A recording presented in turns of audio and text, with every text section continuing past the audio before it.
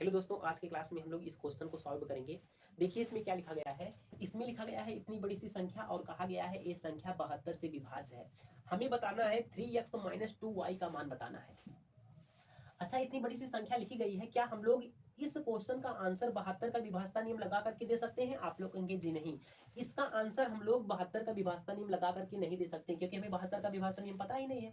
अच्छा, हमको ये जरूर पता है कि अगर इसका गुणनखंड 8 और 9 में करते हैं तो 8 9 कितना होता है, 72 होता है। तो हमको ये पता है कि 8 का विभाजता नियम क्या होता है, 9 का विभाजता नियम क्या होता है। 8 का विभाजता नियम ये कहता है कि इस संख्या का अगर अंतिम तीन अंक अगर 8 से विभाजित हो जाता है तो ये पूरी संख्या 8 से विभाजित हो जाएगी। तो इसका मतलब हम लोग लास्ट का 3 अंक लेते हैं और 8 से विभाजित करते हैं। आप लोग कहेंगे जी हाँ, लास्ट का 3 अंक कौन कौन सा है, 7 8 और y है।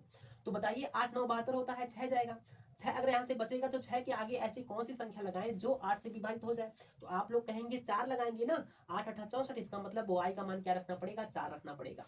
तब यहाँ से कौन सी संख्या बनेगी, आप लोग ये 7 8 और 4 बनेगी और ये संख्या 8 से विभाजित हो जाएगी। जैसे ही 8 से ये संख्या विभाजित होती है तो ये पूरी संख्या 8 से विभाजित हो जाएगी। तो इसका मतलब ये है कि y का मान क्या रखना पड़ेगा, 4 रखना पड़ेगा। अच्छा, 9 का विभाजन नियम क्या कहता है? 9 का विभाजन नियम ये कहता है कि 9 का विभाजन नियम कहता है इन संख्या के अंकों का योग अगर 9 से विभाजित हो जाता है तो ये पूरी संख्या 9 से विभाजित हो जाएगी। तो अंकों का योग करिए ना, क्या दिक्कत है। देखिए यहाँ पर y का मान 4 आया है, 8 4 कितना हो जाएगा, 12 12 7 19 19 और 6 25 3 28 28 9 37 और 37 3 40 8 48 48 और प्लस यक्स हो जाएगा और बटे 9 से विभाजित करना है। आप लोग कहेंगे जी हाँ। अच्छा, 48 में ऐसी कौन सी संख्या जोड़ें जो 9 से पूरी बार कट जाए। आप लोग कहेंगे 48 में हम लोग 6 जोड़ेंगे, क्या आएगा, आप लोग कहेंगे 54 आएगा और 54 को अगर हम लोग 9 से काटते हैं तो पूरी पूरी बार कट जाएगा। तो यहाँ पर हमने क्या जोड़ा है अपनी तरफ से, आप लोग ने 6 जोड़ा है। तो यक्स का मान क्या रखना पड़ेगा, 6 रखना पड़ेगा। अब यक्स का मान 6 आ गया तो यहाँ पर सॉल्व कर लीजिए ना। 3 × 6 - 2 × y का मान कितना है, 4 है।